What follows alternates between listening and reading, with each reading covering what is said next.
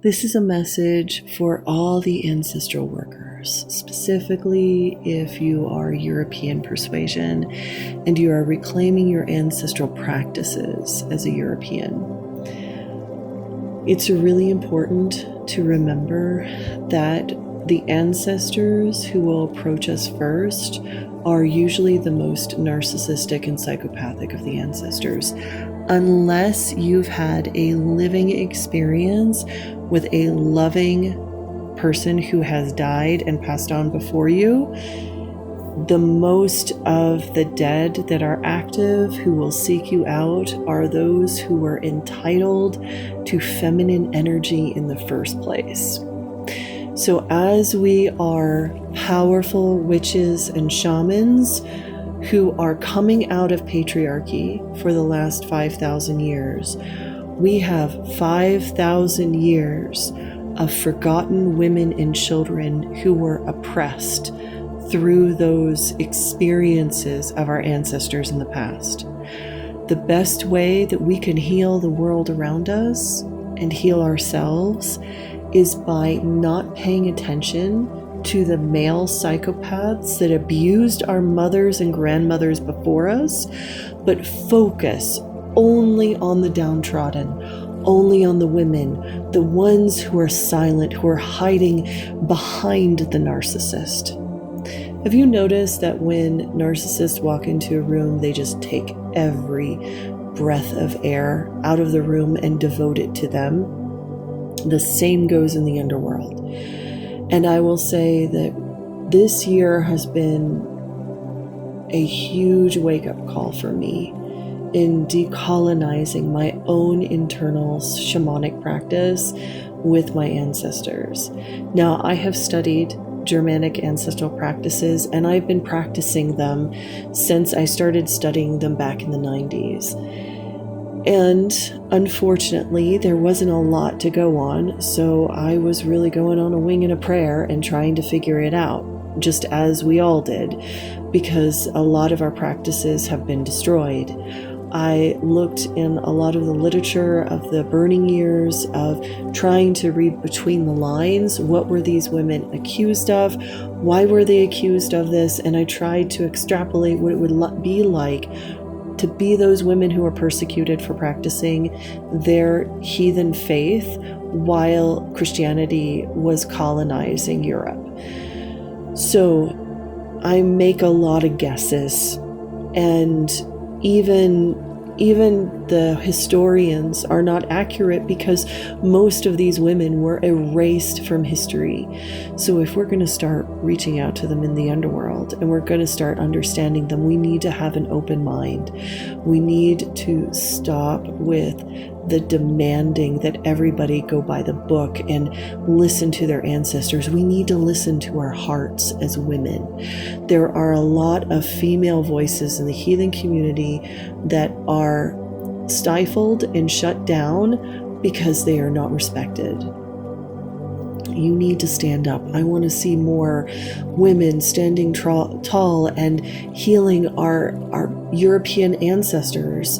We have so much healing to do, but the healing comes first with honoring the victims, the women and the children that were exploited, persecuted, tortured, and used throughout the last 5,000 years of all of these empire-building patriarchy. And so in order to heal that, we need to find those ancestors whose voices were stifled and lost. And going on a quest and healing them, guiding them back into the light, showing them that they are seen and loved and heard, making sure that those souls know that they are loved unconditionally, that they are cared for and loved and tended. That should be our focus, especially as women. Especially, I'm not going to even speak to the male heathens because I don't think, number one, they even care about women. I really don't.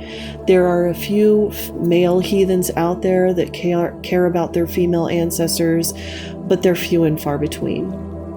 Those I'm sure that they would listen to my words and take heart. But it's really, really important that if we are to heal what has been done to our ancestors, we must begin by seeking out and finding the downtrodden, the oppressed, and the silenced. And once we do, we just start the healing work from there. We seek out the ones who never had a voice. I was thinking today about both of my grandmothers and their sisters and what they went through in the early part of the 1900s and how they struggled and lived without voices. And then I thought about my great-grandmothers and their sisters, and it started moving into this wave of like, God, how many are there? Millions?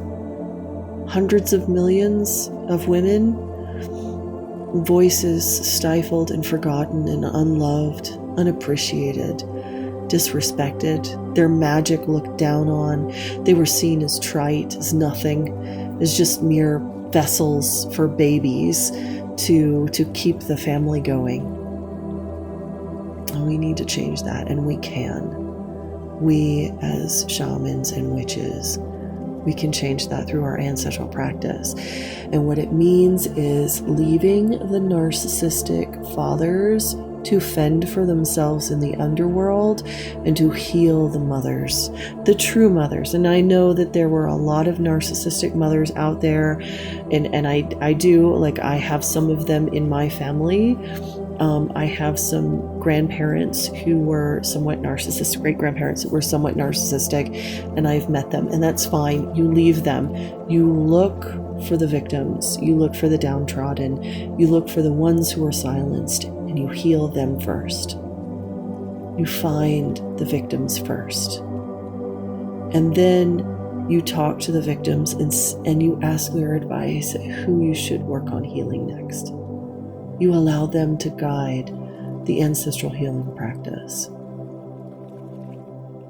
So yeah, this isn't about lifting up those who are already in power and keeping that power for yourself. That's only going to keep patriarchy alive. No, the way we heal patriarchy is by looking backwards into the women who are forgotten, and we heal those, because a pack is only as strong as its slowest wolf. You heal the slowest wolves, you have the greatest pack.